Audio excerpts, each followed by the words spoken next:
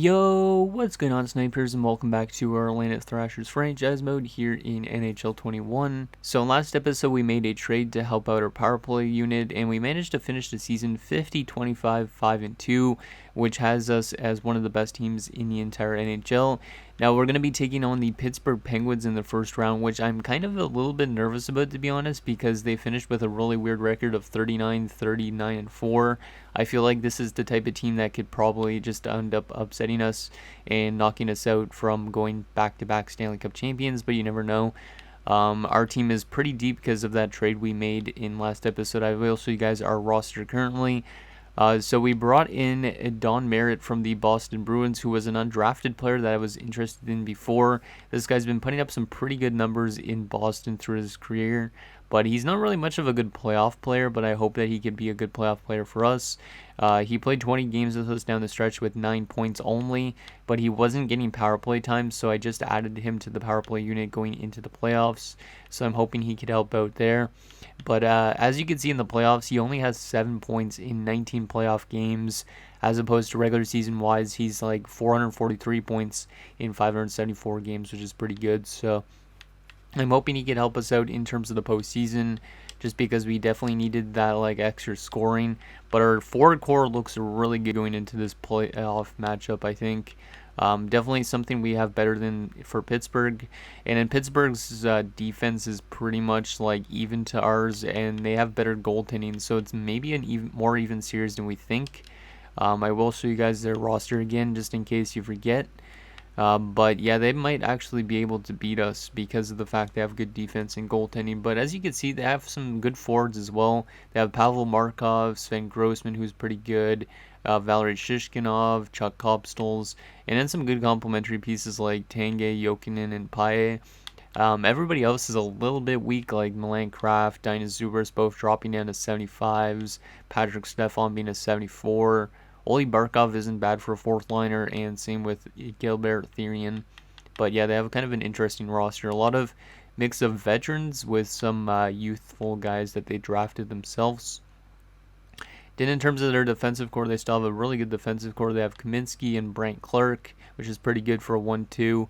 They have Santiago Simpson and Terrence Lee, which is a really good second pairing because usually 87s are top pairing defenders in this type of franchise mode. So they have 2 top pairing guys, which we only have like 1, I think, technically, and that is Wall, if I'm not mistaken. And then they also have a pretty good top 6 pairing in Eric Brewer and Lucas Liston. So they actually have a good defensive core, and then their goaltending is also pretty good with Jakub Spruev, who's a 90 overall, and a solid backup in Lorenzo Pitolny. So should be interesting there. And also depth-wise, they actually do have Isaiah Edmonds, who's out with an injury currently. I did look, and he is out till June 11th, so he will not be playing in this playoff matchup, but he is a former defenseman of ours.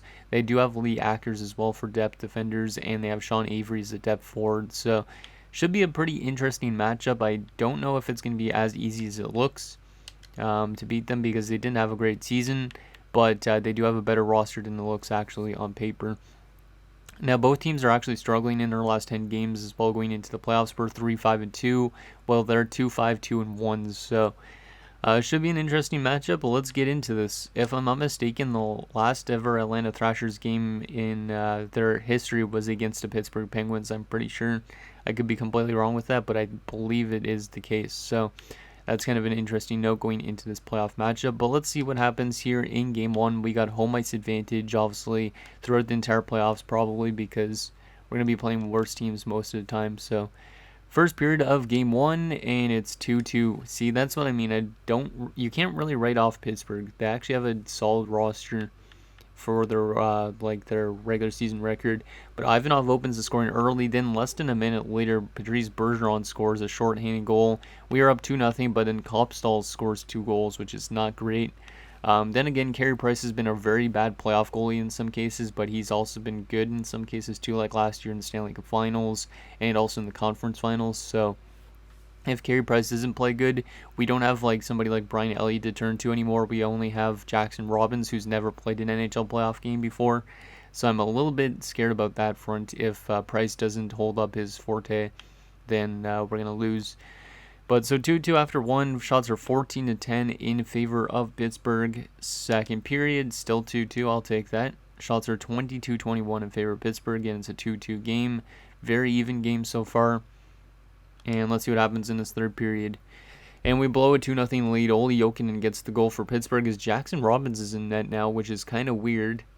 I don't know if Carey Price got injured. Hopefully not. Because I don't really feel safe relying on Jackson Robbins and some AHL goalie. Come on, boys, let's tie this one up. There you go. Evgeny Malkin scores on the Penguins. That seems so weird, but... And then Ilya Kovalchuk scored. The Russians get back-to-back goals. And there's an empty netter from DeAndre Brody, and we're going to win 5-3 in a pretty close first game of the series. We definitely outplayed them in that third period, though. Outshooting them final 40-25. I believe we had, like... How much shots do we have in the last period? I feel like we had, like, 19 shots to, like, 3 or something like that. But a good win in Atlanta on home ice.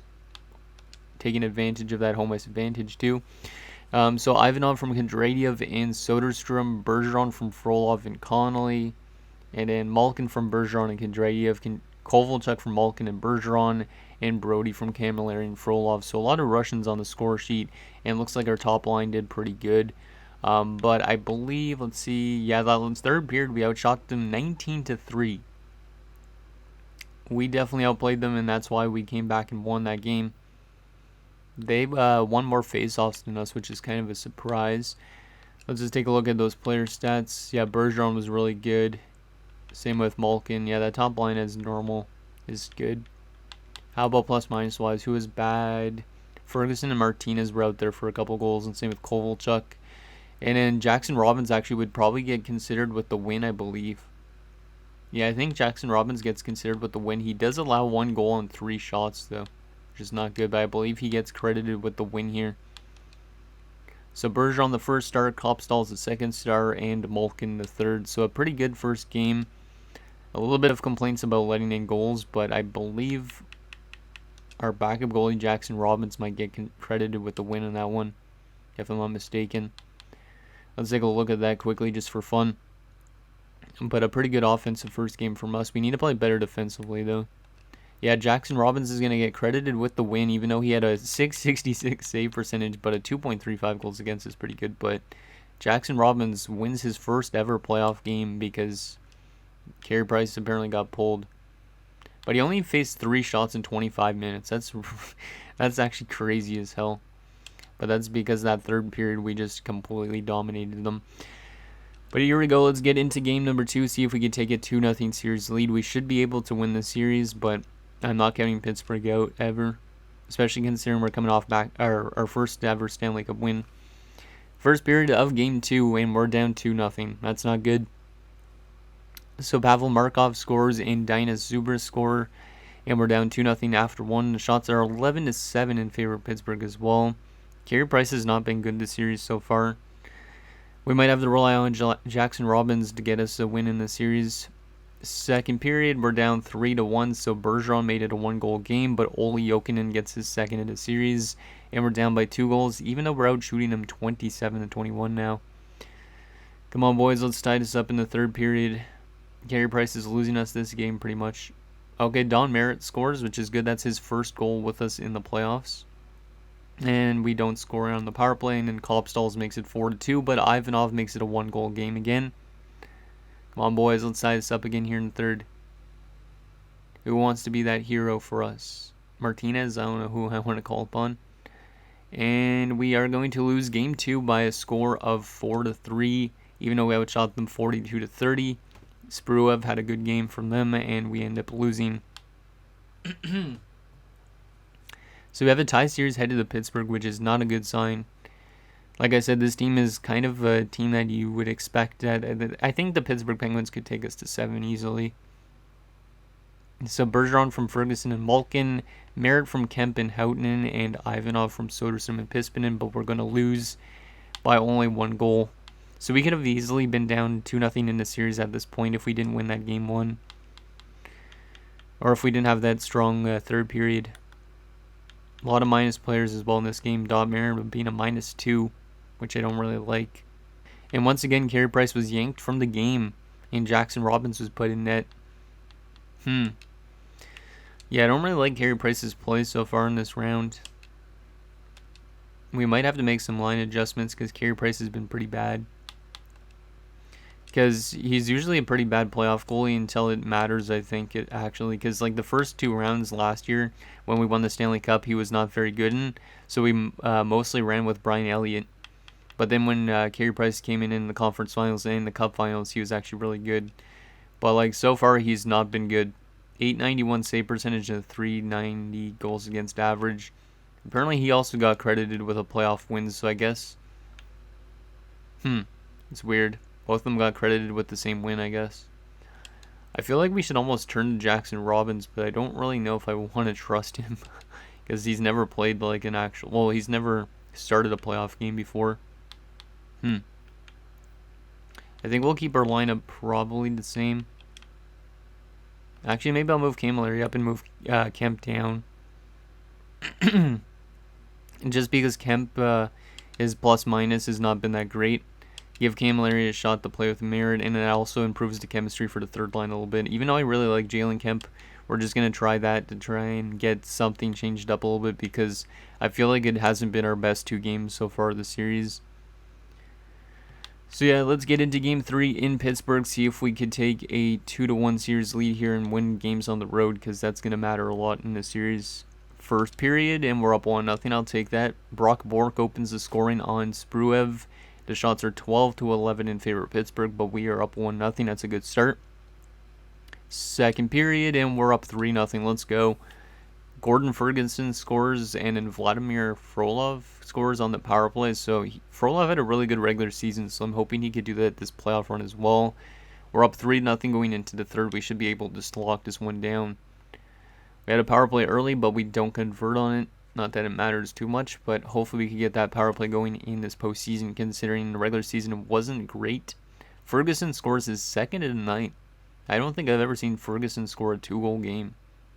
Considering he's like a defensive defenseman, I think. Maybe he's a 2-way defender. But it's 4-0, and that is going to be the final as Carey Price picks up the shutouts. So a good bounce back from Carey Price.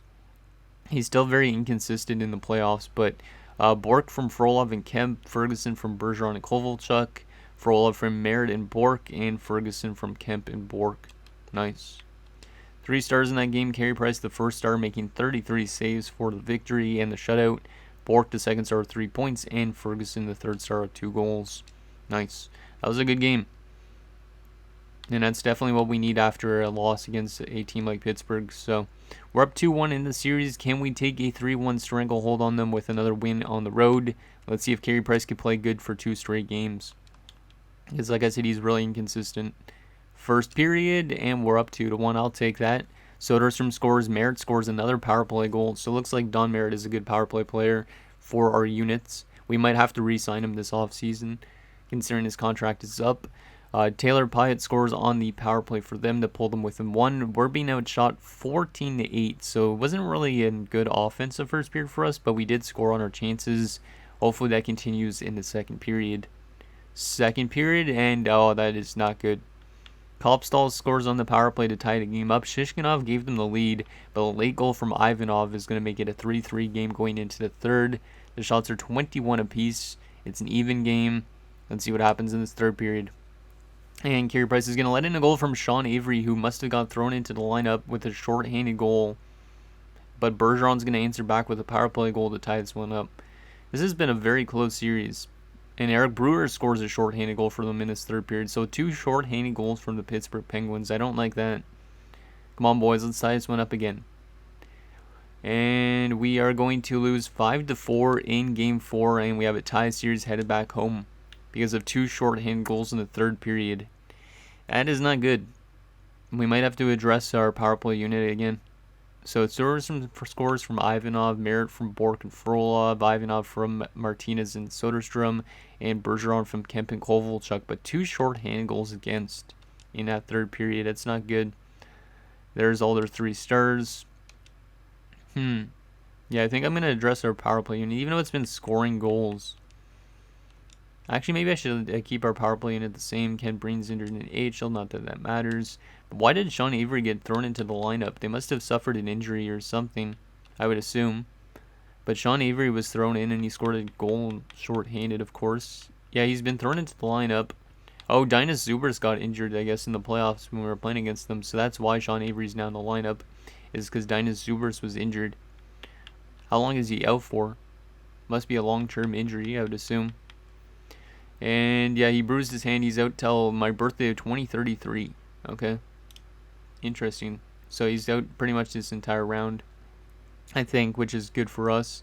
But Sean Avery seems to be able to score shorthanded goals, which is not good. I think I'm going to change Houghton and Frolov. Because Frolov is usually... Yeah, Frolov has been fantastic, actually, this playoff round so far. Frolov is a really underrated player. Like, he was a 5th round pick of ours in the first year. I'll move him up and put Houghton down. And then go back to Kemp up there and move Camilleri down again. So then Frolov is basically the new addition to that second line. And then that third line has now got Houghton on it. I think that's what I'll do. And I'll leave pretty much everything else the same. His carry price has been improving. So, yep, we'll leave the rest of that the same. Not going to address anything with our special teams, because our power play has been scoring. It's just been giving up shorthanded goals as well, which is not good. So, here we go. Game 5 on home ice. This is a crucial game. Let's see if we can take a 3-2 series lead on the Penguins. First period, and it's 1-1. Okay, I'll take that, I guess. Eric Brewer scores again, so he scored the last goal in last game, and it was a shorthanded game-winning goal. He opens the scoring for them in this game, but Ilya Kovalchuk is going to tie it up for us. Once again, we're being outplayed after one, as the shots are 14-8. Second period, 3-2 for us. I'll take that. Tyrion gives them the lead 2-1, but 2 goals on the power play from Houghton. So our power play is all of a sudden getting going pretty good, because I believe we had 2 power play goals last game as well. So Houghton gets demoted down to the third line, and he's doing pretty good now. Shots are 23-21 in favor of Pittsburgh, but we're up by 1 goal. Let's see what happens in this third period. Come on, boys, let's lock this one down. Power play opportunity, we don't convert on that opportunity, though. Come on, boys, let's lock it down. Penalty kill, nicely done. And they're going to tie it up. Terrence Lee makes it a 3-3 game. That's not good. We don't score on that power play opportunity either. Come on, boys. And we are going to overtime in a crucial game 5. The shots are 29-25 in favor of us. The goals are 3-3. Next goal wins this game. I'm still not very impressed with Carey Price's playoffs, to be honest, a little bit. He had one good game with that shutout game, but Let's see who's going to win the game in OT. Come on, boys. We need a hero here. Penalty kill. Nicely done. It's a crucial penalty kill. Power play opportunity. We don't convert on it either. Both teams trading some special teams opportunities. Looks like we're going to go to double overtime. Yes, we are. We're going to double overtime. The shots are 39-34 in favor of Pittsburgh. So Pittsburgh's outplaying us right now, which is not good. Who's going to be that hero for us in double OT? Come on, boys. And it's not going to be for us. It's going to be Eric Brewer again. Eric Brewer seems to be like a kryptonite in this, and we're going to lose 4-3 in Game 5, and we're on the brink of elimination headed to Pittsburgh, which is not good. That is not good at all. Eric Brewer is definitely our kryptonite. He's got 3 goals in this series. 2 of them are game-winning goals. So Kovalchuk from Malkin and Kondrayev, Houghton from Frolov and Merritt, Houghton from Bork and Merritt, and then that's it. Oh, this is not good. We're on the brink of elimination, and we might not get the chance of winning back-to-back Stanley Cups, because this might be one of our last playoff runs of the series, because with NHL 22 around the corner. So, but yeah, Houghton gets second star, which is good. But Eric Brewer, we got to find a way to shut him down, because he's playing good on their top 6 pairing, which is interesting. We're going to make some line adjustments. I don't really know if I want to start Carey Price for this game, even though Carey Price has... Well, he's not necessarily kept us in this series, but I don't really know if I want to keep Carey Price in net. Robbins has a better goals against average, but his save percentage is terrible. I think I'm going to go to Robbins, though, still for this game, because Carey Price has proven himself to be not a consistent playoff goalie. And then in terms of these changes, we'll go back to Camilleri up there and move Kemp back down again. And then I think defensively we'll change up some pairings. We could do that. I don't want to move Ferguson down, because Ferguson's got 3 points. Yeah, I think we'll just flip Conley and Martinez around And that's pretty much all we're going to be doing, I think. Yeah, I think that's what we'll do. Hopefully this team can get it going. Maybe I'll move Kemp down and put Merritt up. Yeah, we'll just flip-flop Merritt and Kemp around. Get all our top guns on that first unit, pretty much. And yeah, that's what we're going to do. Let's see if we could force a Game 7, or are we going to be eliminated by a team that technically finished below 500. Like I said, you can't count out the Pittsburgh Penguins. They actually have a pretty good roster for what their rankings were in the standings. So we're going to do a real-time simulation because we're on the brink of elimination. Let's see if we could force a all-important Game 7 penalty kill early. And it's a nice long penalty kill. I think our team also runs into penalty trouble quite a bit, though, because guys like Malkin and Martinez, they take a lot of penalty minutes, so that's not a good thing for us, really. Final few minutes of first period, and Bergeron gets a late goal. We're up 1-0 after 1, but once again, we're being outshot 14-8, which has been the trend for the last, 3 games, I'm pretty sure, being outshot 14-8 after 1. Let's see what happens here in a second. Can we get more chances, please?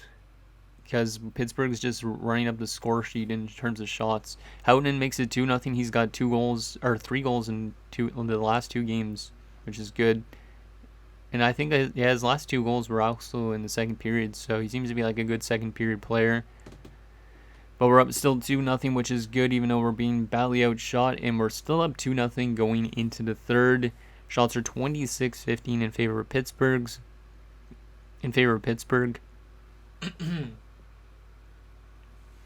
Let's see what happens here in the third period. See if we could force that all-important Game 7 back on home ice. Come on, boys. Just lock it down. There you go. Camilleri scores. He hasn't actually scored much, I don't think, this series. So it's 3-0 game. We had a 5-on-3 opportunity, but we didn't convert on it. Final few minutes of Game 6. And there's a goal from Don Merritt to make it 4-0. Kovalchuk makes it 5-0. And Carey Price is going to pick up his... Or not Carey Price, actually. Shit, I just realized Jackson Robbins picks up a shutout in his first ever start in the playoffs, making 34 saves. It always seems like our backup goalie does better than our starter, which is weird. Bergeron from Kovalchuk and Malkin, Houghton from Kemp and Bourque, Camilleri from Merritt and Frolov, Merritt from Camilleri and Martinez, and Kovalchuk from Malkin and Bergeron. But Jackson Robbins with a shutout. 34 saves for the victory. I don't think I'm going to play him for Game 7 because I feel like he won't be consistent enough to win back-to-back games. But, yeah, Jackson Robbins, he's playing exactly like Brian Elliott did as our backup last year, which is good. Don Merritt gets second star with 2 points, and Kovalchuk the third star with 2 points. So a crucial victory from the youngster in Jackson Robbins. Well, he's not really a youngster anymore, but still from the veteran AHL goalie. And now we're going to a Game 7. We have 2 shutouts in this series, but we've also had some games where we've not played that good. I think, yeah, we're going to go back to Carey Price, which might be a risky move to do so. But I don't feel like Robbins could be consistent at the NHL level, to be honest. Maybe the line changes also helped out, though, making like that defensive change. Maybe that helped out. I don't know. But let's get into this all-important Game 7, not make any more line changes, see if we can go on to round 2 after a very tight round with this Pittsburgh Penguin team. Once again, we're doing a real-time simulation because it's a Game 7 situation. Power play early for us. It's a long power play, but we're not going to convert on it. We are out shooting them, which is a good sign, but they're catching up now in shots. Come on, boys. And I think it's Oli Barkov makes it 1-0 lead for Pittsburgh, which is not good. Come on, boys, and Markov makes it 2-0. Markov and Barkov score. We're down 2-0 after 1. Carey Price, maybe I should not have played him. The shots are 13-10 in favor of Pittsburgh. Let's see what happens in the second period, see if we can get back in this game. Power play early, we don't score on it. Penalty kill, and Markov makes it 3-0. So Barkov. And then Houghton makes it a 2-goal game. Okay. But Barkov scores. Now Markov and Barkov just keep scoring for Pittsburgh. We're down 4-1. Oh my god. Carey Price is terrible in the playoffs. Maybe I should have kept Robbins in net. I don't know if Robbins would have been able to do anything though in this game, to be honest. We're down 4-1 going into the third. The shots are 25-17 in favor of Pittsburgh. There's almost no chance we come back in this game, but We're not going to be back-to-back champions, which really suck. And we're going to have to make some adjustments going into probably the final season before this franchise mode series ends. Man, this really sucks. We're going to lose to Pittsburgh. After such a good regular season and a trade for Don Merritt as well, we lose 4-1 in Game 7, and we will not repeat as Stanley Cup champions because Pittsburgh seems to have been a better team with Sean Avery in the lineup than they did with Dinas Zubris. Our only goal in that game came from Houghton, who was actually really good in that playoff matchup from Frolov and Merritt. But wait, actually, let's go to those goals. Look at that. Barkov, Markov, Markov, Barkov. Those are the two guys that scored goals. Of course, they both have to rhyme, too. But not a good game from the boys. -2 from some of our best players, too. Which is not a good thing. And in goalie-wise, yeah, Carey Price is not a good playoff goalie. Which means maybe we find a new goalie at some point. I don't even know. But Markov, Barkov, and Spruev are the 3 stars for the Penguins as we get eliminated in 7 games. Man, that really sucks. I guess we'll just sim to the awards, and then I won't do the retirements in this episode just because it'll be a little bit too long. But let's take a look at our player stats for the playoffs and our team stats. See what went wrong, and then we'll take a look at the awards, and then I'll be pretty much it for this episode. So Patrice Bergeron and Frolov are fantastic, both over point per game. Malkin was actually really good. Took a little bit too much penalty minutes between him and Frolov. And then Houghton was also pretty good, so pretty good points from our centermen. Merritt was really good over point per game. Kovalchuk was pretty good. Kemp was pretty good. Ivanov was solid. Camilleri was not very good. 1 goal in 7 games. Needed a bit better of a performance from Camilleri. And then Pispinen wasn't very good either in terms of points. Bork was pretty good, and Soderstrom was pretty good. They didn't score a lot, but they put up a lot of assists. And then defensively, Ferguson was pretty solid. Our defensive core was pretty solid. The plus-minus isn't great, but Wall was a +6, so that's pretty good. And then goalie-wise, Jackson Robbins was fantastic in the playoffs. And Carey Price was terrible. Well, actually, his save percentage is okay, but that goals against is not good. See, I don't know what we do with Carey Price, because he is signed for 2 more years, technically. So we could try and find a new goalie and then just run Jackson Robbins and the other goalie, but I don't know what we want to do with this offseason, considering like it's probably the last offseason of this series unless we get eliminated in the first round next year as well. I don't even know how much time we have left, really. But yeah, that's that. Team stat-wise for the playoffs, what were we doing bad at? Allowing too much goals or what? So we were a really good offensive team in the playoffs, which is nice. And then we also were one of the better defensive teams in the playoffs, but I guess there was just maybe our special teams weren't great enough. So our power play was really good, and our penalty kill was really good. So everything actually simulated pretty good. It's just we lost somehow. And this came down to that last game, and we just could not score. That really blows, but now let's simulate to the awards and see who wins the Stanley Cup for the season. Let's just throw Ken Breen back in. I don't remember. I think he probably was... I don't even remember where this dude was in the lineup. I'll throw him in instead of Haniel because I honestly don't know where he was. There you go. But yeah, let's see who wins the Stanley Cup for 2032-33, which I think I figured out is the 2015-16 season.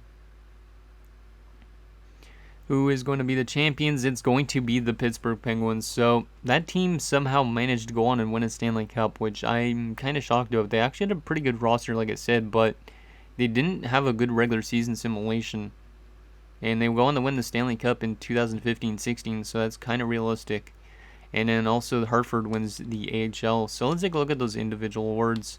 But the Pittsburgh Penguins are the Stanley Cup champion for, I believe, the first time in this franchise mode. Let's take a look at the playoff tree. They end up beating the San Jose Sharks in 7 games. So Marc-Andre Fleury is on San Jose, if I'm not mistaken, which is kind of interesting. And Nashville almost got to the Cup Finals, which means Ovechkin would have played Pittsburgh in the finals if that was the case. But Pittsburgh beat Ottawa in the conference finals, which is also realistic. And they also went through Florida and us. 3 of their series went to 7 games. The only one they had an easy time with was Ottawa, which is interesting. And San Jose went through Nashville, they went through Edmonton, and they also went through Los Angeles. Okay, let's take a look at those individual awards, and then that'll be it for this episode. So Pittsburgh wins the Stanley Cup. The Islanders won the President's Trophy. San Jose Pittsburgh Cup Finals. Evan Lotz is going to win the Art Ross and the Hart. Boussier wins the Norris. Gabrick wins the Lady Byng. Summers wins the Calder for New Jersey. Markov wins the Conn Smythe. Banks wins the Vezina for the second straight season. Lefebvre wins the Jennings for the Islanders. Simmons the Masterton for Boston. Damphousse for New Jersey wins the Jack Adams. Bergeron wins another Selke, which is nice to see. Lotz wins the Lindsay, and Ovechkin is going to win another Maurice Richard. In terms of AHL, any awards for our AHL affiliate? Probably not. Nope. That sucks. So anyways, guys, that's going to do it for this episode of our Atlanta Thrashers franchise mode. So in next episode, we will take it to the off-season, which will probably be the final off-season of this franchise mode series, as we look to try and get our team back to winning another Stanley Cup, because obviously this year has been a kind of a disappointment, losing to a team like Pittsburgh, who ends up going on to win the Stanley Cup, which is good, but they should not have technically with the way their record was. So let me know what you guys think down below, and I'll see you guys next time.